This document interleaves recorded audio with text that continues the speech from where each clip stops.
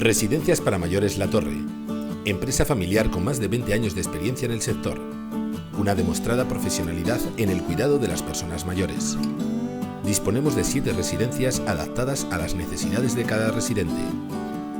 Atención personalizada e instalaciones funcionales y modernas. Residencias para Mayores La Torre. Un trato familiar y humano para hacer de nuestros centros residenciales su hogar. Conócenos en www.residenciasparamaYores.com.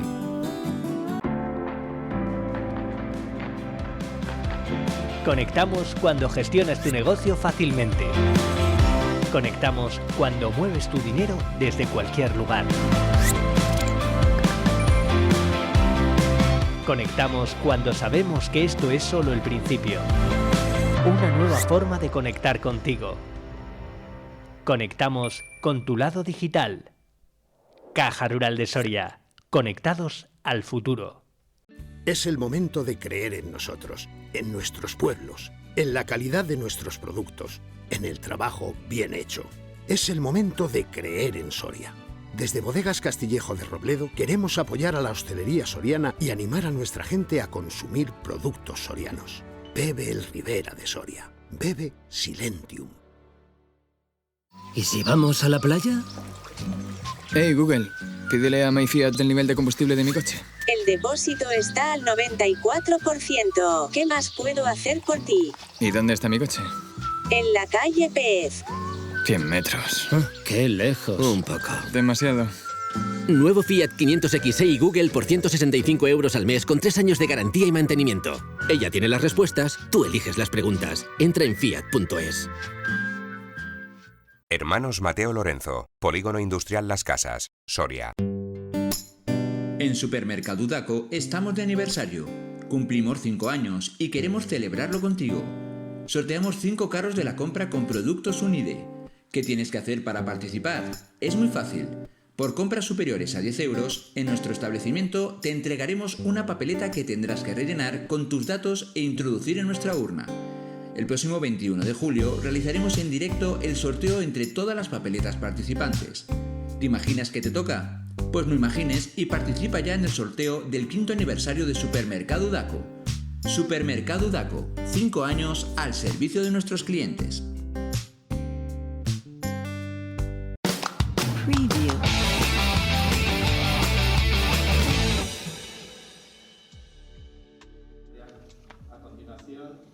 Esta mañana se ha inaugurado el primer Congreso Internacional de Género y Educación. Ha tenido lugar en el campus Duques de Soria de la Universidad de Valladolid.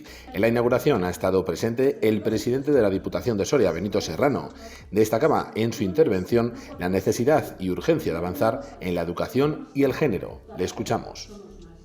En nombre de la Diputación Provincial es un gran placer y un privilegio formar parte del primer Congreso de Educación y Género organizado por el Instituto de las Mujeres, la Universidad de Valladolid, el Ayuntamiento de Soria y la excelentísima Diputación Provincial.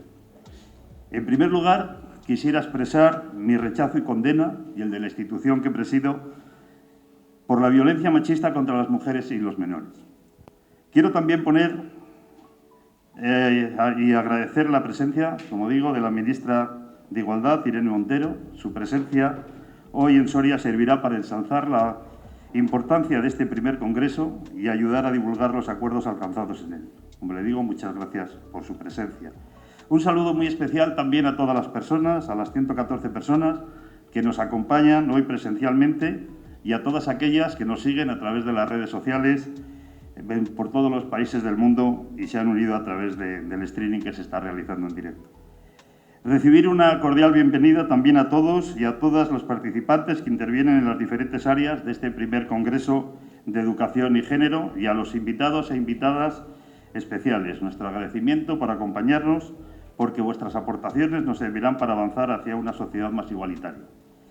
Quisiera dar las gracias por el interés mostrado sobre los temas tan importantes que se centran en este primer Congreso de Educación y Género, donde se pretende crear una red de profesionales y familias interesadas en la educación para la igualdad, fomentando así la transparencia de conocimientos bidireccionales, de manera que con las propuestas que estos días se compartan consigamos una retroalimentación.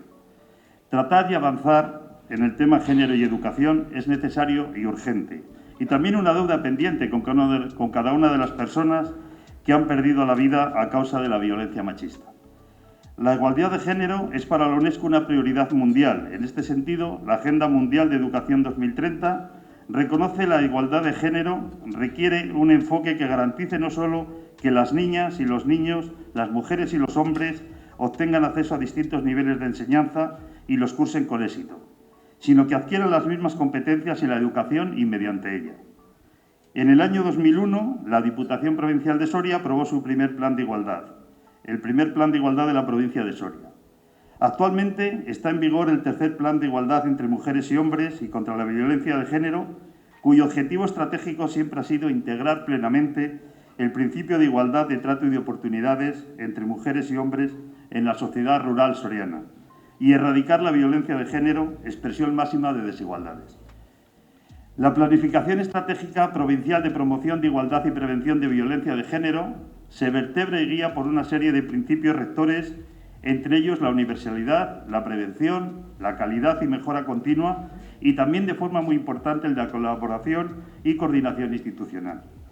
Es necesario enfocar la promoción entre la igualdad desde el principio de transversalidad entre las distintas entidades y administraciones para integrar enfoques, generar estrategias de trabajo conjunto y desarrollar nuevas iniciativas tendentes a la promoción de la igualdad y la prevención de la violencia de género en nuestra provincia.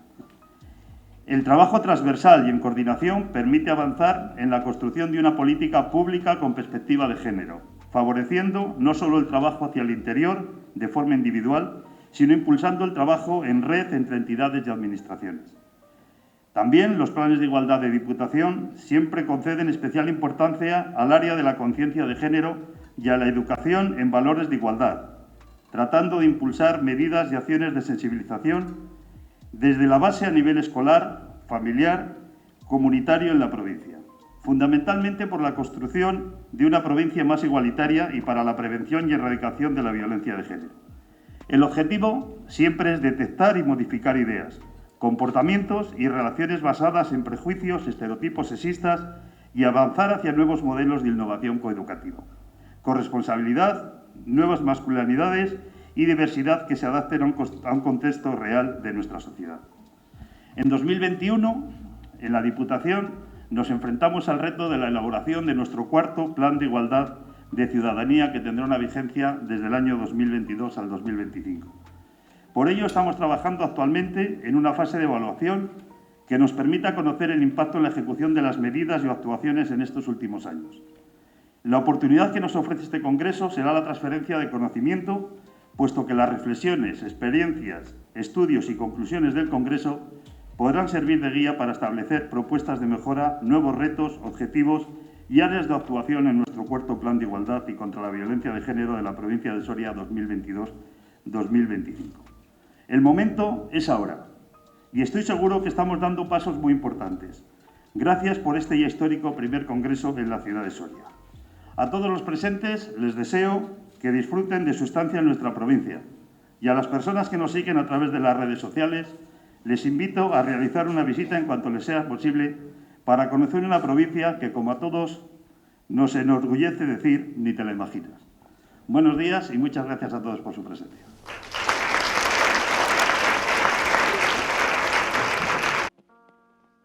La ponencia inaugural ha corrido a cargo de la ministra de Igualdad, Irene Montero. En su interlocución ha condenado el asesinato homófobo de Samuel. También ha pedido no caer en un mensaje ingenuo mientras se siga normalizando el discurso de la extrema derecha. Bueno, muy buenos días. Muchísimas gracias, delegado de Gobierno, presidente de la Diputación, también al alcalde y a la concejala de Igualdad, al rector, vicerrector del campus, al Instituto de las Mujeres también por organizar este congreso y a las organizadoras que habéis hecho posible que este congreso tenga lugar, a todas las que están en la mesa entregando las acreditaciones, a quienes habéis hecho posible que este congreso se pueda producir. Me gustaría no solamente agradeceros esta invitación a inaugurar este primer Congreso Internacional de Género y Educación. Lo haría si estuviese en cualquier otro acto institucional o no, pero más estando en un congreso que habla de dos pilares tan importantes de la vida en sociedad como son la educación y la igualdad, querría empezar condenando el asesinato de Samuel, el asesinato LGTBI-fóbico, el asesinato homófobo de Samuel. Yo creo que es un consenso de los demócratas y de las demócratas en nuestro país que lo que te dicen cuando te matan sí que importa. Y eso es un clamor social que las instituciones, y particularmente el Ministerio de Igualdad, creo que tenemos que saber recoger. Así que vaya por delante, en primer lugar, mi respaldo, mi apoyo, mi cariño a la familia, a los amigos y amigas de Samuel y también a las miles de personas en todas las ciudades de nuestro país que están saliendo pacíficamente, democráticamente, a condenar este asesinato y no solo, a condenar todos los asesinatos y las agresiones LGTBI-fóbicas que se han producido en los últimos meses, que están creciendo de forma desmesurada y, al final, para defender la vida, para defender el derecho a ser y a vivir con dignidad, seas quien seas, sea cual sea el color de tu piel, sea cual sea tu orientación sexual o tu identidad de género. Y no quiero mandar un mensaje ingenuo a este respecto.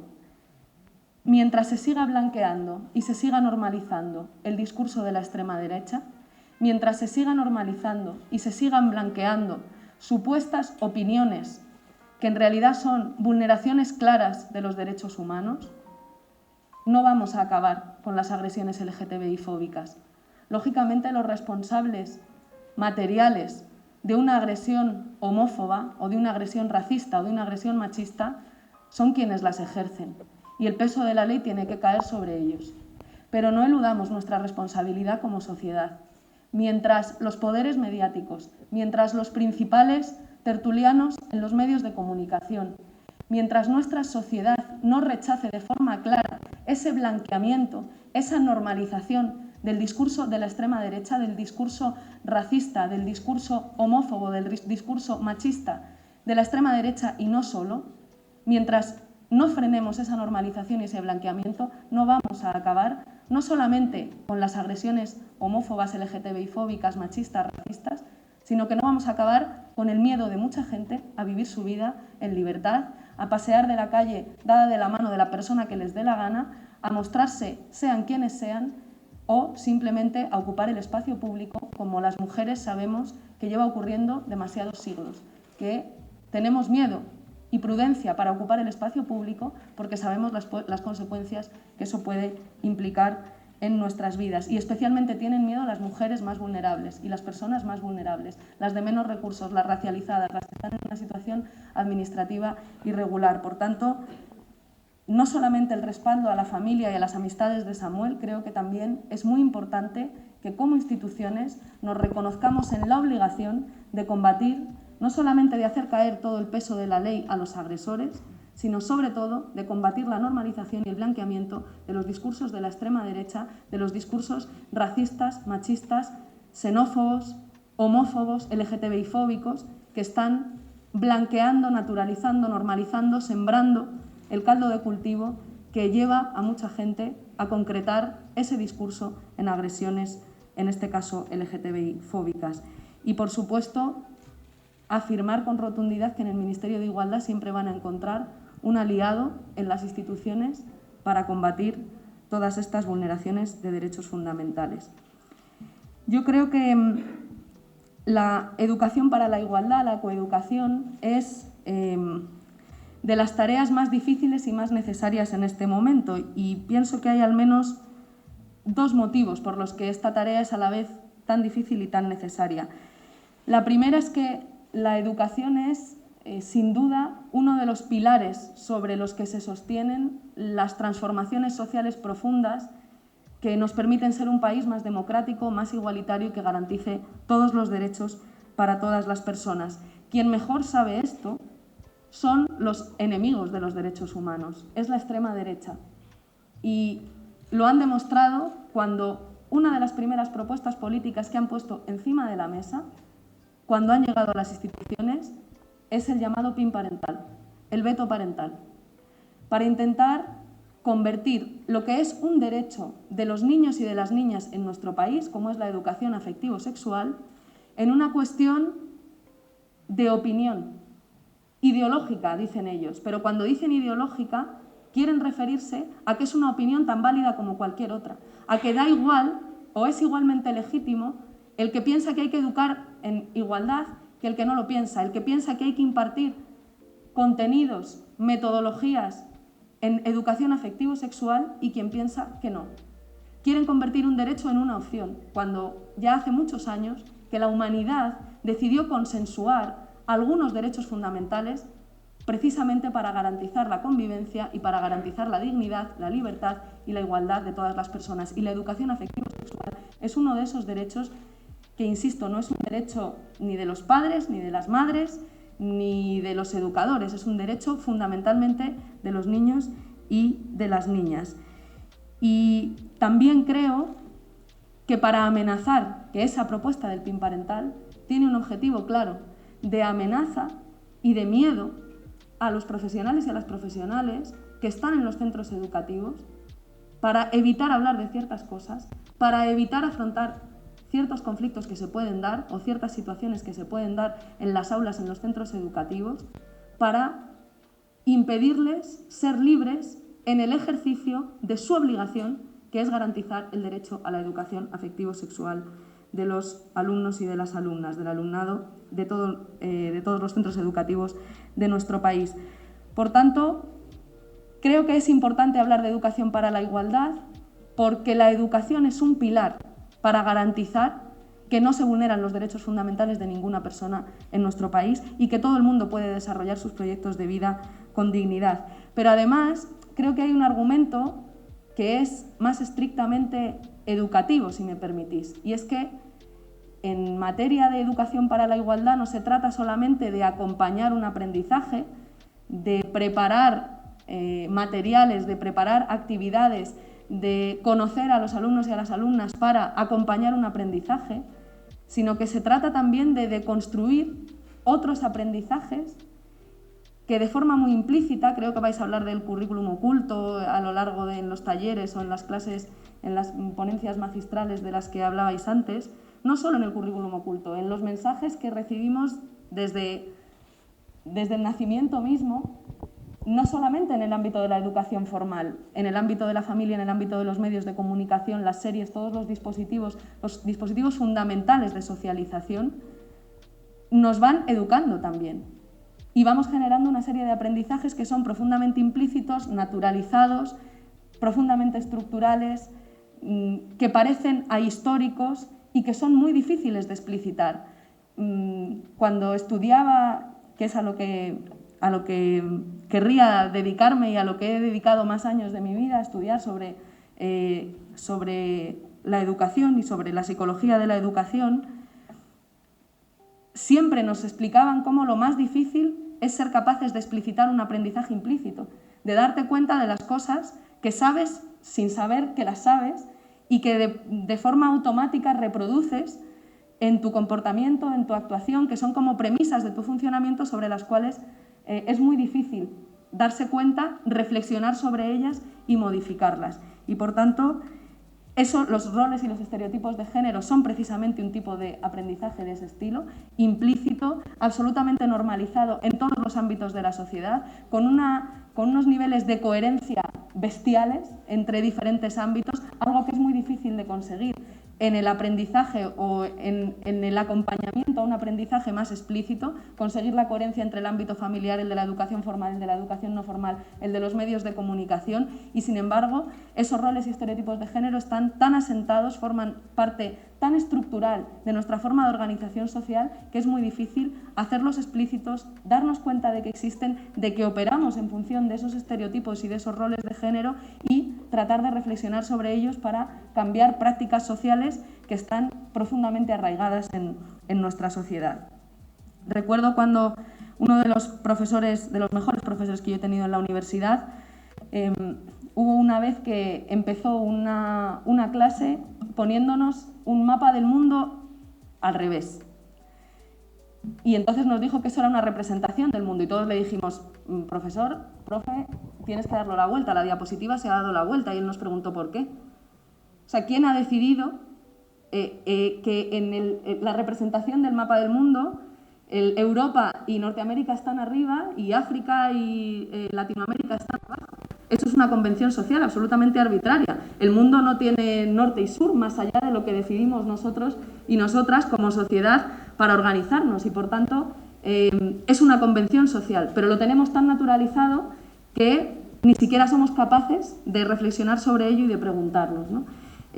Pues al final creo que con los roles y los estereotipos de género ocurre algo parecido. En realidad son mapas que nos permiten o nos permitirían orientarnos y ubicarnos en la sociedad, pero que al final terminan siendo herramientas para la constricción de nuestras posibilidades y nuestras opciones de vida, y sobre todo terminamos por confundir una representación que además es dañina para la mayoría de los hombres y de las mujeres de nuestro país, pero terminamos confundiendo esa representación con la propia realidad, ¿no? Que en realidad tiene muchísimas más formas de ser posible, que además serían o harían a la gente mucho más feliz y mucho más capaz de desarrollar sus proyectos vitales. En ese sentido, sí quiero hacer un agradecimiento explícito al profesorado de nuestro país.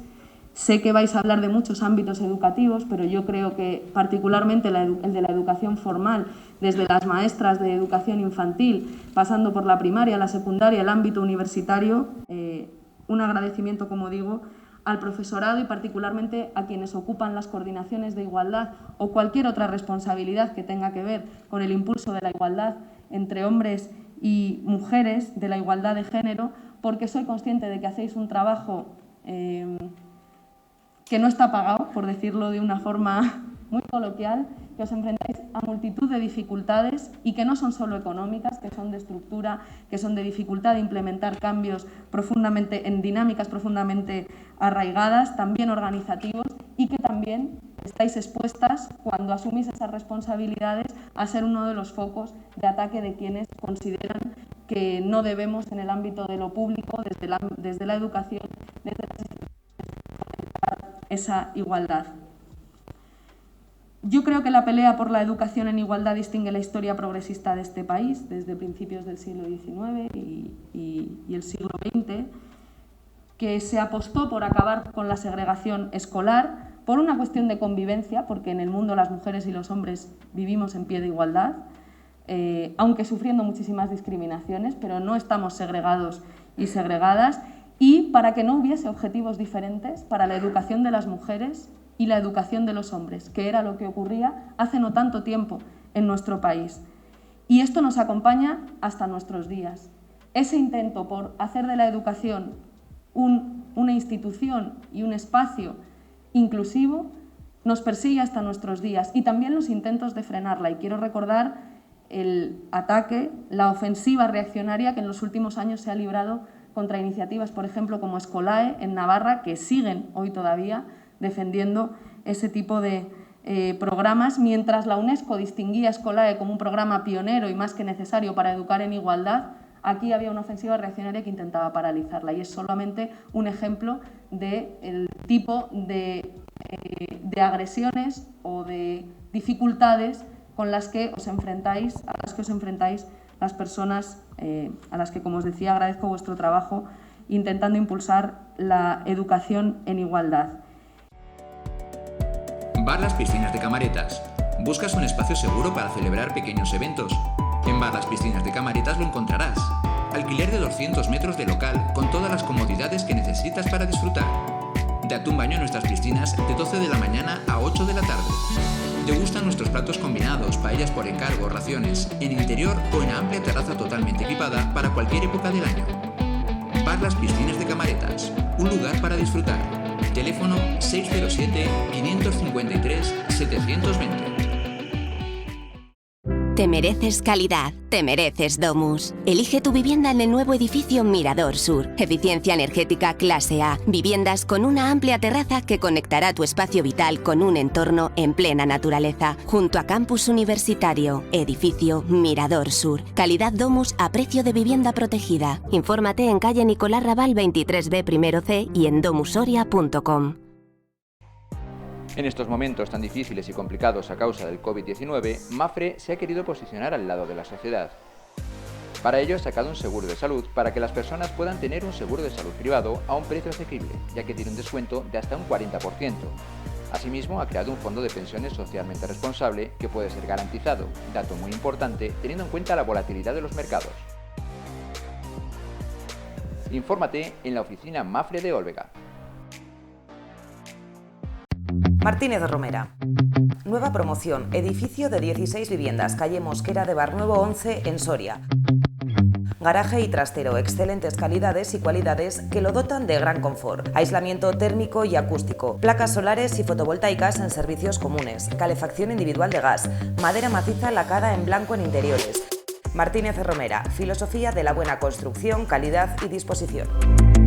Entrando en las tareas que como Ministerio podemos desarrollar, nosotras tenemos ahora mismo dos grandes ejes de trabajo para fomentar la igualdad en el ámbito de la educación, y sabéis además que no son competencias propias del Ministerio, sino que lo trabajamos a través de diferentes organismos, me detendré ahora en ello, pero también siempre en coordinación con el Ministerio de Educación, que al menos en el ámbito de la educación formal es quien tiene todas las competencias y por supuesto junto a las comunidades autónomas que son quienes tienen la competencia en el ámbito educativo.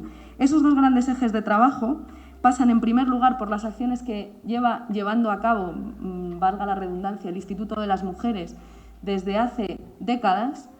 Sabéis que el Instituto de las Mujeres es el primer organismo que con entidad propia empieza a hacer trabajo, políticas públicas feministas con perspectiva de género, antes incluso de la existencia del primer Ministerio de Igualdad en nuestro país.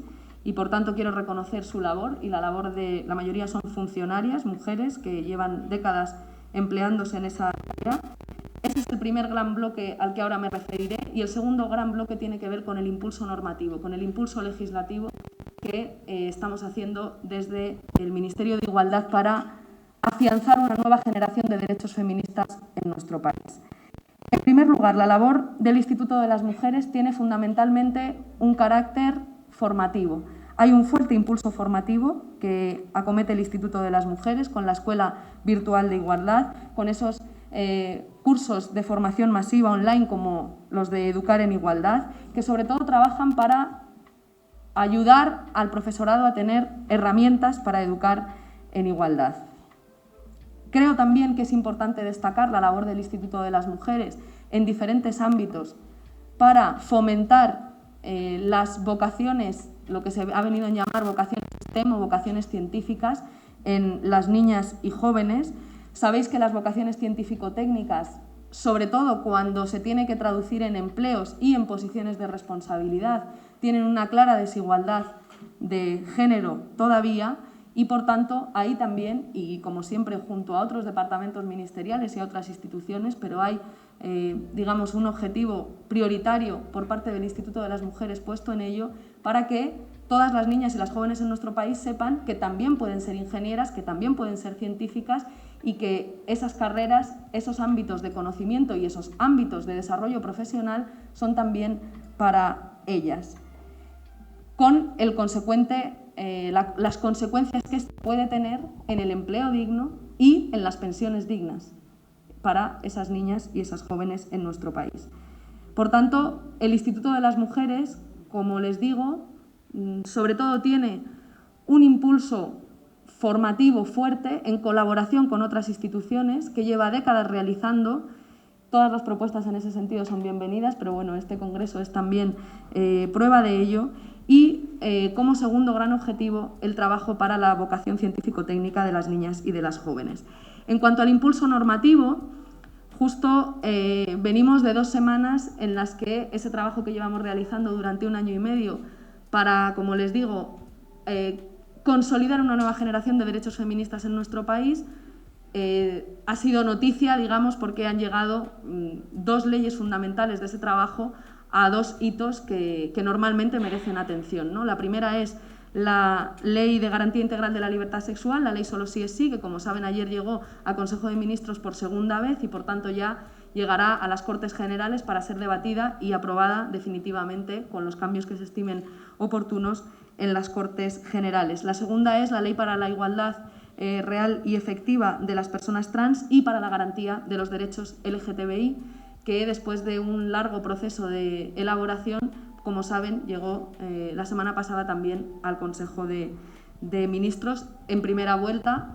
No es una ley de carácter orgánico, por tanto es esperable que el trámite entre primera y segunda vuelta sea un poco menos extenso, pero aún así le daremos la máxima de las prioridades. En el caso de la ley Solo sí es sí, de la Ley de Garantía Integral de la Libertad Sexual, como saben, es una ley integral y, por tanto, incorpora medidas en el ámbito de la educación, sobre todo centradas en la prevención y en la sensibilización y en la concienciación. La ley Solo sí es sí tiene un importante componente, no solamente penal, es decir, de modificar el Código Penal porque era necesario para dejar de distinguir entre abuso y violación, para que el consentimiento sea el centro, pero de las partes más desconocidas de esta ley, no solamente es su carácter integral, sino particularmente el foco puesto en las medidas tanto de reparación del daño causado como de prevención de todas las formas de violencias sexuales, además de la violencia de género, que, como saben, esas medidas están recogidas en la Ley 1/2004.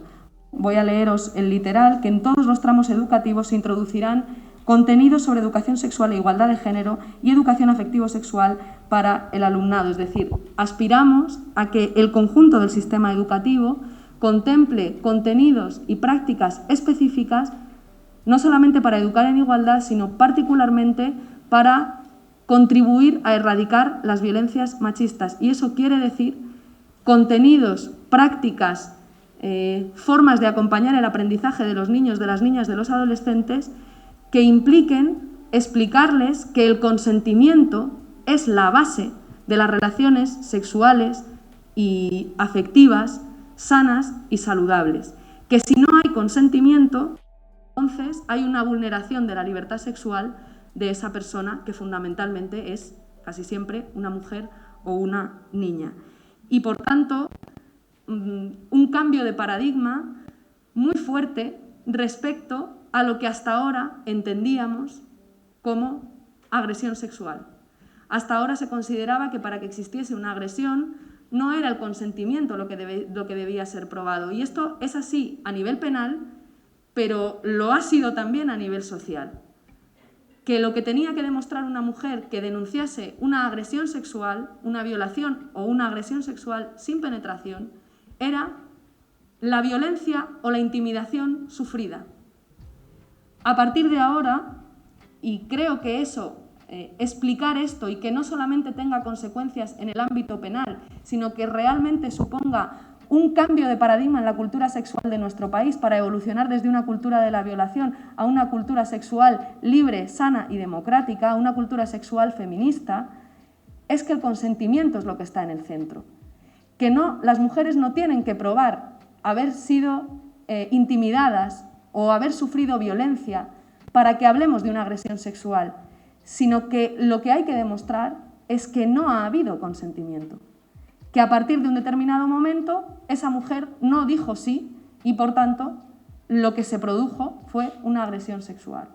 Esto es un cambio de paradigma muy fuerte y que efectivamente no solamente puede producirse en el ámbito de la educación formal. Si no hay concienciación en los medios de comunicación, en las series, en todos los dispositivos audiovisuales que especialmente la gente más joven ve, va a ser muy difícil que esos cambios realmente permeen y que hagan a las mujeres dejar de sentirse culpables, romper las barreras del silencio con las agresiones sexuales. Si no habéis tenido oportunidad, os invito a que os paséis por las conclusiones de la macroencuesta sobre violencias machistas que hemos publicado hace nada y que son datos recopilados en el año 2019. 1 de cada 2 mujeres en nuestro país ha sufrido en algún momento de su vida violencia machista, pero es que los datos de denuncia en violencia de género, y ya no os cuento en violencias sexuales, son terribles. La inmensísima mayoría de las mujeres no denuncian por miedo a no ser creídas, por miedo al agresor, porque el momento de la denuncia es un momento clave para que se pueda incrementar o mutar a una forma de violencia más grave el tipo de violencia que se está ejerciendo contra ellas, y, por tanto, o porque, otro motivo importante, en el caso de las violencias sexuales, porque ocurrió cuando eran niñas, porque esas violencias ocurrieron cuando eran niñas. Por tanto, tenemos un enorme trabajo social que hacer en ese sentido. Y también incluye medidas específicas para afrontar las violencias también en el ámbito de la educación a través de las nuevas tecnologías y de las redes sociales y todo el tipo de violencias que a veces son las mismas o a veces mutan por el hecho de realizarse a través de Internet, a través de las redes sociales, pero que también son violencias contra las mujeres. Creo además que esta ley va muy en consonancia con el trabajo que hemos hecho en la Ley de Infancia, y eso ahí hemos contribuido como Ministerio, pero digamos que los principales hacedores es el Ministerio de Derechos Sociales y de Agenda 2030, con un trabajo muy poderoso para garantizar que en nuestro país los niños y las niñas no solamente son el futuro, sino que son el presente también, y por tanto, como sujetos de derecho, tienen todo el derecho a ser escuchadas. En el segundo caso, en el de la normativa para la igualdad real y efectiva de las personas trans y la garantía de derechos LGTBI, también hay vocación de integralidad. Siempre puede haber mejoras, pero hay una vocación clara de integralidad y, por tanto, de que el ámbito educativo sea un espacio seguro para las personas LGTBI, con protocolos antiacoso, con formación, con especialización y con garantía, como os decía, de que la educación afectivo-sexual es un derecho de los niños y de las niñas y, por tanto, también que hay que garantizar al personal docente en los centros educativos a todos los niveles la capacidad de poder acompañar esos aprendizajes y de poder abordar esos aprendizajes en libertad y sin miedo, ¿no? Además de eso, vamos a seguir trabajando en los próximos meses, lo hemos anunciado ya, en la reforma de la Ley de Interrupción Voluntaria del Embarazo. Evidentemente, esa ley tiene una parte muy conocida de modificar, porque es una demanda clásica del movimiento feminista que tiene que ver con derogar la reforma que impuso el Partido Popular con el señor Gallardón a la cabeza, pero, como sabéis, es una ley que aborda también la educación afectivo-sexual, y nosotras queremos que esa educación afectivo-sexual pueda ser también repensada y que pueda constituir un pilar del trabajo que hagamos con la reforma de esta ley. Yo soy muy consciente de que el impulso legislativo no resuelve, o no aterriza, más que no resuelve, no aterriza muchos de los problemas que en el ámbito de la educación, ya no digamos si es educación no formal o en el ámbito familiar, no aterriza muchas veces los problemas que muchas de vosotras y de vosotros, si sois educadores o educadoras, enfrentáis cuando tenéis que reflexionar sobre cómo afrontar determinadas dificultades o cómo impartir determinados contenidos o cómo generar determinadas actividades que hagan que el aprendizaje en esta materia de los niños y de las niñas sea significativo. Y más teniendo en cuenta que todo tiempo escolar es tiempo educativo y, por tanto, que hay muchos momentos en los que además eso exige una enorme coordinación con las personas y monitores y monitoras que trabajan en los comedores, con las extraescolares, es decir, soy consciente de que es muy difícil y también soy consciente de que con frecuencia no sé si desplazamos los problemas fundamentales que tiene nuestra sociedad al ámbito de la educación, diciendo no, la educación es la clave, es un pilar y, por tanto, que lo resuelvan en las aulas, a lo mejor porque depositamos demasiadas expectativas, pero incluso creyendo que la educación es un pilar no solamente de las transformaciones sociales, sino de la vida en sociedad, de lo que posibilita que seamos una comunidad, que vivamos en sociedad, soy consciente de que cuando hacemos ese desplazamiento a lo importante que es la educación para garantizar determinados derechos o determinados aprendizajes, estamos ocultando de alguna manera otros poderes, otras instituciones que también son enormemente poderosas y que a veces no asumen su responsabilidad simplemente porque no están tan en el foco como puede ser la educación, y también que no es muy justo desplazar la responsabilidad al ámbito educativo y particularmente al ámbito de la educación formal pública, obviando los recortes durante décadas, la falta de tiempo del personal docente para planificar su acción educativa, las ratios tan elevadas que impiden el aprendizaje y la enseñanza individualizada y la implementación de metodologías de enseñanza-aprendizaje que sean realmente innovadoras y que provoquen y promuevan aprendizajes realmente significativos. Soy muy consciente de ello, pero también creo que la acción legislativa, y por eso he preferido señalaros, también porque es en el ámbito de nuestras competencias donde más lejos podemos llegar, creo que da un marco que legitima vuestra acción y por eso creo que es importante. Las leyes no lo resuelven todo, hay muchas otras políticas públicas, empezando por los reglamentos que tienen mucha menos trascendencia, pero que van mucho más a la base de los problemas, pero sí creo que la legislación es útil para sentar las bases y los marcos de acción que legitiman después vuestro trabajo y que lo hacen posible y que posibilitan que haya autonomía en los centros educativos, que haya autonomía de los equipos docentes, que haya estabilidad en los equipos docentes para poder abordar todas estas tareas. Creo, y con esto concluyo, en la educación como articuladora de comunidad, en estos tiempos de un individualismo tan profundo y de una ofensiva tan fuerte de proyectos políticos que dicen que nuestra forma de vivir en sociedad debe ser el que llegue, llegue y el que no llegue. Yo creo en la educación como una institución clave para construir comunidad, para hacernos ver lo que esta pandemia nos ha hecho ver con tanta claridad, y es que si no llegamos todas, no llega ninguna, que para que una esté bien, todas tenemos que estar bien, que es lo que hemos visto con esta pandemia, lo que el feminismo lleva muchos años diciendo, pero que todavía es una forma de vivir en sociedad que está cuestionada por quienes no quieren perder determinados privilegios. Y también creo en la educación como una herramienta de transformación, en la educación como práctica de la libertad. Y por eso soy consciente de la responsabilidad que tenemos para garantizar que podéis hacer vuestro trabajo en condiciones dignas y que puede haber cada vez más porosidad entre los diferentes ámbitos que al final promueven aprendizajes en los niños y niñas y también en las personas mayores, porque la educación cada vez es más una institución y también un proceso que reconocemos ya, yo creo que siempre ha durado toda la vida, pero ahora reconocemos que dura toda la vida, no solamente por lo laboral, también por lo que tiene que ver con el crecimiento personal y por el desarrollo de los proyectos de vida de las personas. La educación nunca ha estado al margen de los roles y de los estereotipos de género, de los mandatos de feminidad y de masculinidad, ya sea para reproducirlos o para transformarlos, y por tanto espero que nuestro trabajo, y estoy abierta a todas las preguntas, observaciones, comentarios que podáis hacer en este sentido, esté al servicio de una educación que nos permita erradicar la violencia contra las mujeres, que nos permita acabar no solamente con la violencia contra las personas LGTBI, sino con todo tipo de discriminaciones. No hay nada más material que la propia existencia y, por tanto, tenemos que ser capaces de garantizar que todo el mundo puede desarrollar sus proyectos de vida, sea quien sea, que pueda ser quien es, sin miedo, sin culpa, sin estigma, que podamos educar en corresponsabilidad, en conciliación, para un reparto más justo de la riqueza, de los tiempos y del cuidado, que es también el trabajo al que este Ministerio se dedica, y en definitiva que podamos contribuir a que la educación siga siendo un pilar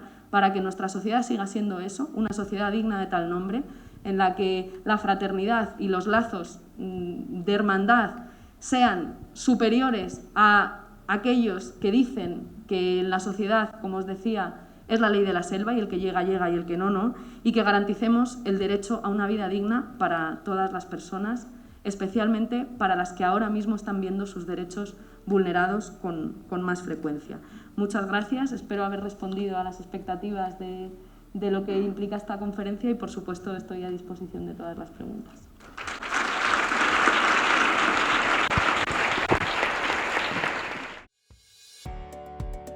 Toyota Electric Hybrid, ahora más innovadores, con nuevas prestaciones y mayor ahorro. Toyota se adelanta a los tiempos con su tecnología para ofrecer soluciones de compras inteligentes y ecológicas, con una gama adaptada a las necesidades actuales del mercado, con la tranquilidad Toyota, 10 años de garantía para su relax. En Toyota encontrarás desde nuestro Yaris Coche del Año en Europa 2021 al mítico Corolla, nuestro SUV, CHR y RAV4 o el Land Cruiser Rey de todas las rutas. Ven a descubrir y probar toda su gama en nuestro centro Toyota en Soria, Futura Motorsport. Te esperamos en Avenida de Valladolid 80. Toyota, conduce como piensas.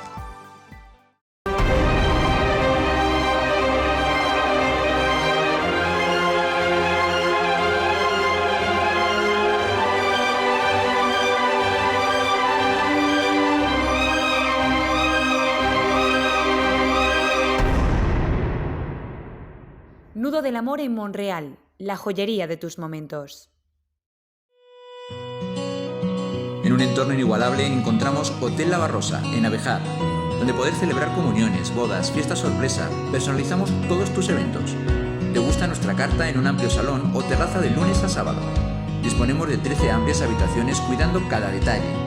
En nuestra tienda de moda arrancamos con una nueva marca, Solera, ropa de hombre, mujer, calzado, accesorios, todo lo que necesitas para lucir en todas las épocas del año. Hotel La Barrosa, un lugar para disfrutar.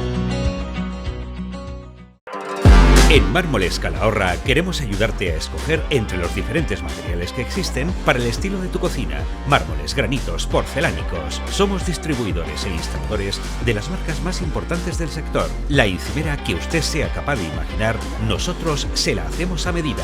Consúltenos. Mármoles Calahorra. Especialistas en mármol, granito y piedra natural.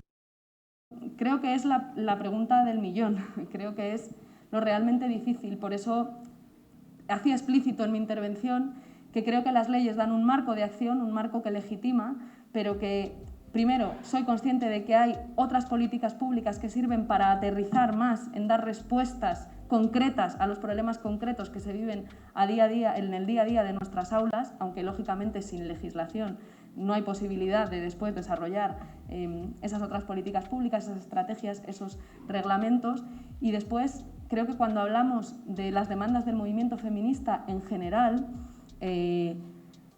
no nos encontramos solamente con un problema de cambio legislativo, cambio de las políticas públicas, que es muy importante y que creo que muchas veces se puede convertir en motor de las transformaciones, en impulso de que los cambios lleguen más rápido, ¿no? Pero creo que hay un componente muy importante de formación, de cambio de paradigma en lo que significa aprender, en este caso hablando de educación, en lo que significa aprender y en lo que significa enseñar, y en cómo somos capaces de ayudar a hacer explícitos esos roles y estereotipos machistas que están profundamente arraigados y que forman parte de un aprendizaje muy implícito y muy coherente en los diversos ámbitos en los que se produce la socialización desde que somos bebés. Yo recuerdo haber estudiado estudios donde desde el momento del nacimiento, en cuanto los papás o los familiares sabían, y las mamás, que era un niño, le trataban de una manera. Le levantaban, le decían qué grandullón vas a ser, como tu papá, de fuerte, de valiente. Y cuando sabían que era una niña, sin mirar sus genitales, porque se los daban vestidos precisamente para demostrar que no era una cuestión biológica, sino cultural, se los daban vestidos de rosa o de azul, y cuando era una niña la cunaban y le decían qué dulce vas a ser, todo esto, digamos, lo estoy simplificando, pero quiero decir que los roles y los estereotipos se reproducen desde el momento mismo del nacimiento, desde antes de nacer. El proyecto de vida que vamos creando con nuestros hijos, con nuestras hijas, con nuestros hijes, es un proyecto que ya va depositando expectativas en las que hay implícitos roles y mandatos de género, de masculinidad y de feminidad, ¿eh? Por eso creo que las feministas defendemos que la sociedad feminista es una sociedad mejor también para los hombres, porque el mandato de feminidad es profundamente también encorsetador para los hombres, aunque a ellos les sitúa en una posición de privilegio, por supuesto, respecto a las mujeres. Entonces, creo que tu pregunta es la pregunta del millón. ¿Cómo somos capaces como sociedad y qué acciones concretas podemos tomar las instituciones, que somos quien tenemos esa responsabilidad, en un engranaje institucional donde, como sabéis, las competencias no son de una sola administración? En el caso, por ejemplo, de las competencias educativas, están fundamentalmente situadas en el marco de las comunidades autónomas, y de eso pueden hablar más pues otros representantes de las instituciones que están aquí. Entonces, esa es la pregunta. ¿Qué cosas podemos hacer las instituciones a nivel de coordinación, a nivel de impulso de políticas públicas, a nivel de inversión de recursos, a nivel de soporte a los centros educativos para desarrollar sus propios proyectos que permitan que esas cosas que tienen que estar planteadas en primer lugar en una ley puedan descender a la realidad y puedan llegar a la vida de los centros educativos, ¿no? En mi opinión, y solo por apuntar una cuestión, porque además no quiero meterme en lo que son las competencias de mi colega Celaá, pero creo que pensamos parecido en esto. Creo que en materia educativa la autonomía de los centros es fundamental. Yo creo que la estabilidad de los proyectos educativos y, por tanto, la estabilidad de las plantillas docentes y la autonomía de los centros educativos es fundamental para poder construir proyectos educativos que realmente en todos los espacios y en todos los tiempos que se viven en la escuela, que son muchos a lo largo del día, durante muchos años, haya determinadas bases y determinada coherencia en el tipo de prácticas, en la forma de afrontar los conflictos que se dan, en la convivencia, que nos permiten reflexionar sobre los roles y los estereotipos. Creo que esos son dos pilares muy importantes, la autonomía de los centros y de los proyectos educativos, por ende, y la estabilidad de las plantillas docentes. Pero lo dejo como una opinión que viene casi más de mi época prepolítica institucional, a la que estoy segura de que podré volver. Esa es mi opinión. Muchas gracias. Por aquí teníamos otra pregunta. Hola. Bueno, lo primero de todo, agradecerte la presentación y sobre todo agradecerte el esfuerzo que habéis hecho como Ministerio, con todo tu equipo, para poder llegar a poner sobre la mesa una ley tan importante, desde mi punto de vista como mujer feminista, que es la ley trans, bueno, y todas las cuestiones que estás comentando. Agradecértelo de corazón, porque muchas mujeres nos sentimos muy orgullosas de que alguien con tu voz pueda estar reivindicando estas cuestiones, como que todo el mundo tiene derecho a ser lo que es y a vivir la vida que es y que desea, ¿no? Y en segundo lugar, bueno, como investigadora en temas de educación sexual específicamente, ya que has hecho mucha referencia a ello a lo largo de la presentación que nos has hecho, bueno, simplemente comentarte o preguntarte si tenéis en cuenta también, porque hablamos muchas veces de la educación formal, ¿no? De educación secundaria, educación primaria y la necesidad de incorporar la educación sexual en esta etapa. Pero claro, como profesora universitaria e investigadora en el tema, yo me doy cuenta, y bueno, a través de diferentes investigaciones que estamos llevando a cabo, que claro, el profesorado no tiene formación específica en estas cuestiones, ¿no? Entonces, la formación inicial del profesorado, ya no solo la continua, que sí que es cierto que ahí se están haciendo más cosas, pero en la inicial del profesorado, tanto en los grados de maestro o maestra en primaria y en infantil, como en el máster de formación de profesorado de secundaria, no existe una formación específica, ni siquiera en cuestiones de igualdad o coeducación, algo que bueno, ya sí que históricamente ha tenido más relevancia en la propia formación universitaria, sino en educación sexual, ¿no? Las iniciativas que hay son muy particulares, de universidades muy específicas que, bueno, que tienen profesorado que lleva a cabo este tipo de iniciativas, pero bueno, no sé si lo tenéis en cuenta, soy consciente de que esto tampoco depende específicamente de tu ministerio, pero bueno, sí que me gustaría poner esto en valor porque es algo que sí, pedimos muchas demandas al profesorado de las etapas obligatorias y preuniversitarias, pero si realmente desde la universidad no les estamos dando esta formación, pues ahí hay como un salto que me parece injusto para la gente que está en las aulas, que bastante tiene ya con todo lo que tiene en el día a día, ¿no? Y una demanda que además es visible desde el alumnado y que no estamos consiguiendo dar por muchas iniciativas que estemos llevando a cabo. Y al final es una cuestión también de justicia social y de equidad. Si no formas a todo el profesorado, va a haber profesorado que esté más formado por iniciativa personal o por lo que sea, y entonces va a haber una diferencia entre centros educativos que al final lo que va a generar son, bueno, pues va a perpetuar cierta situación de desigualdad. Y bueno, a mí eso es un tema que me preocupa, que creo que es importante y que debería de estar en la agenda política. Y de nuevo, muchísimas gracias por todo el trabajo que haces. Gracias. Sí, o sea, gracias por la intervención, la comparto plenamente.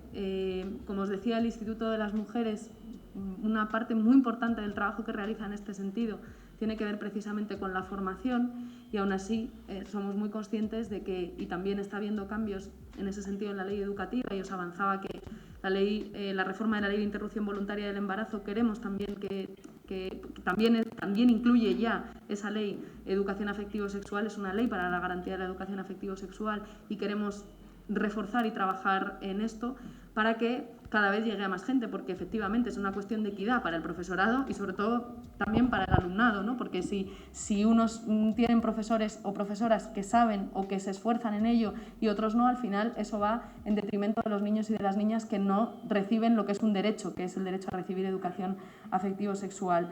El Instituto de las Mujeres tiene una línea fuerte de trabajo con eso. Creo que en el Gobierno somos de forma transversal bastante conscientes, aunque yo creo que estos cambios son cosas lentas y que se pueden ver no de forma inmediata, sino con el paso de los años. Los cambios siempre en las legislaciones educativas no se ven de inmediato.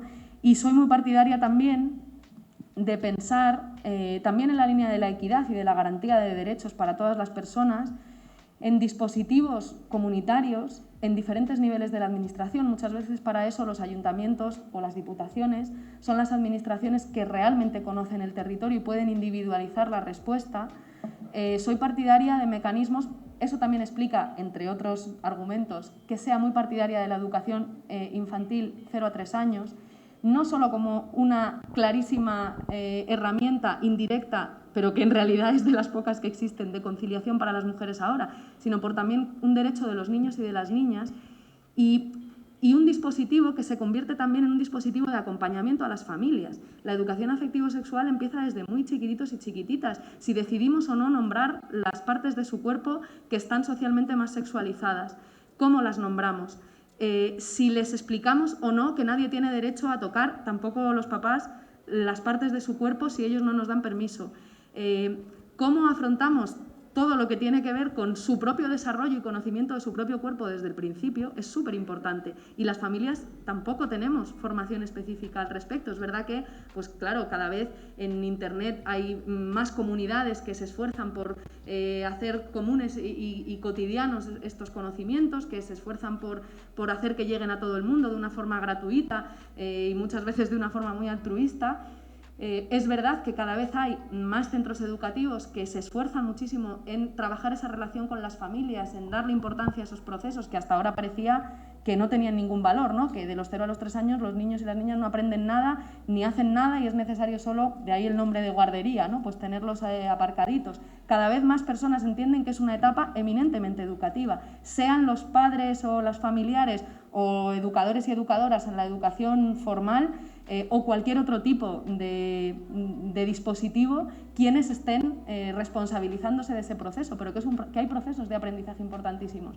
Entonces, soy muy partidaria de pensar cómo podemos generar dispositivos comunitarios de formas muy diversas y adaptadas a cada realidad que permitan acompañar a las familias y acompañar a los docentes en un proceso que muchas veces también es difícil para el propio personal educativo, porque son seres humanos también, que tienen sus prejuicios, sus tabúes, que han sido educados en el marco de una sociedad que penaliza hablar de las cuestiones afectivo-sexuales y también, digamos, por si acaso hay alguien pensando, pero bueno, ¿qué cosas?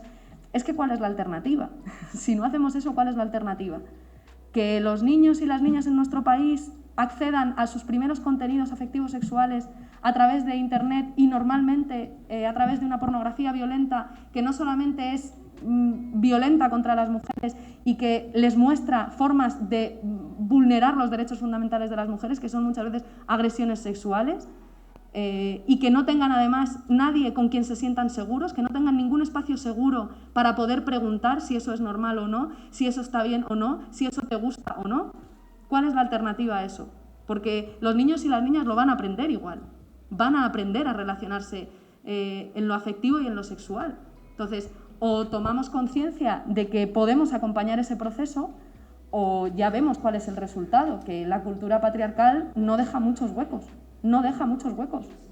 Vamos a elaborar, después de cada taller y detrás de cada sesión de comunicaciones, hay una persona responsable que va a recoger esas conclusiones y se las vamos a hacer llegar al Instituto de las Mujeres. Es un compromiso que planteamos en nuestro proyecto, cuando presentamos el proyecto del Congreso al Instituto de las Mujeres, es nuestro compromiso y le vamos a dar difusión y lo vamos a hacer llegar a todas las instituciones posibles.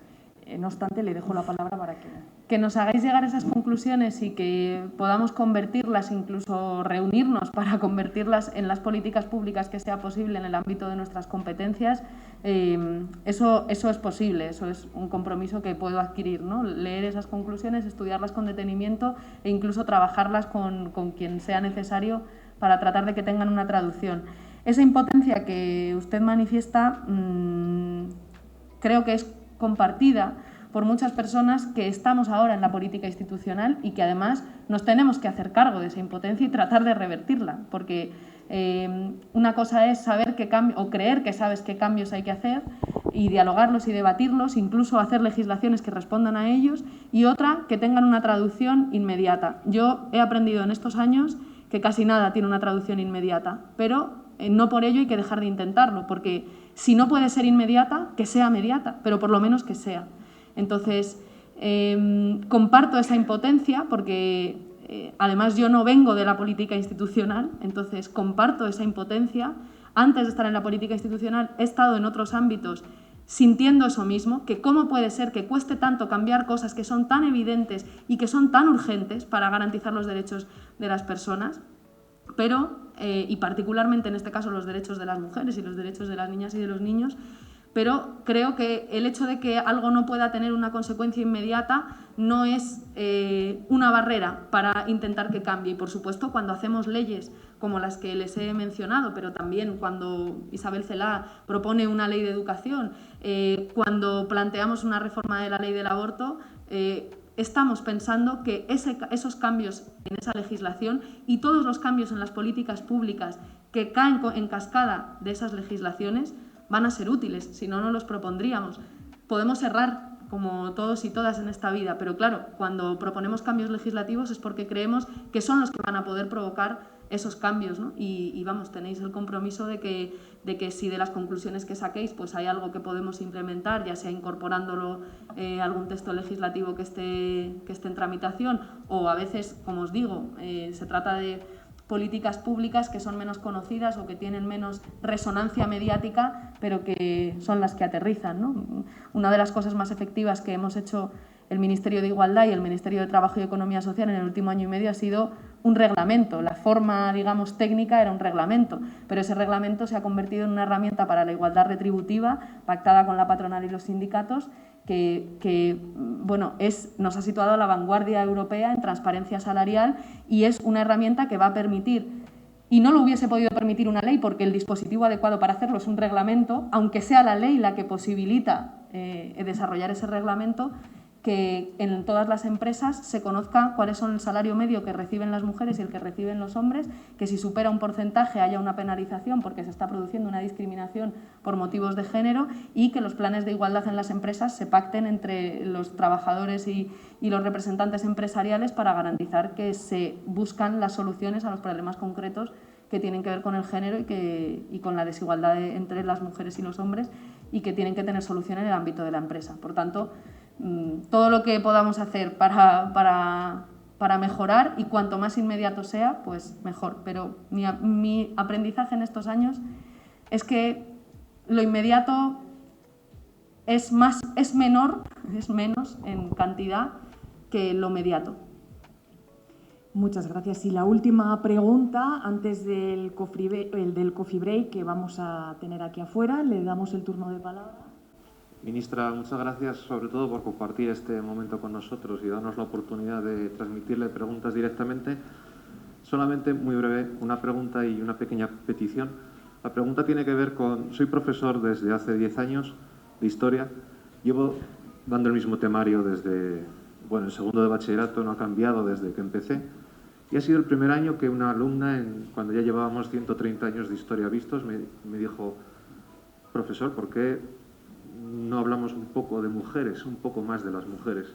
Y me sentí realmente avergonzado porque me di cuenta de que es que era así, ¿no? Muchas veces constreñidos por lo que nos imponen los currículum.